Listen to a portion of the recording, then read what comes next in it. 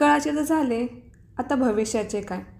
आपले भविष्य आपल्या आजच्या वर्तमानामध्ये जे करू त्यामध्ये आहे. आपण आपला वर्तमान योग्यरित्या जगलो तर भविष्य नक्कीच चांगले होणार आहे.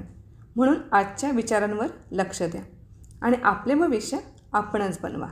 एवढे सगळे सोपे असून आपण भविष्याची चिंता करत बसतो. त्यापेक्षा आपण आज काय करतो आहोत त्यावर लक्ष देऊया. उद्या नक्कीच चांगला होणार आहे. तुम्ही म्हणाल आज काहीही करणार नाही तर उद्या तुम्हाला कुठून काय भेटणार आहे? आता झाडाचेच उदाहरण घ्या ना.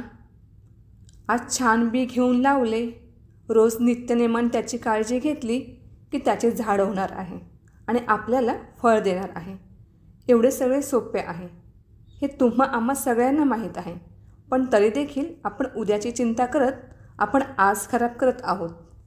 चिंता सोडा आणि चिंतन करणे सुरू करा. पुढच्या भागात जाणूया चिंतन आणि चिंता काय आहे ते. तोपर्यंत आज काय चालू आहे त्यावर लक्ष राहू द्या. धन्यवाद.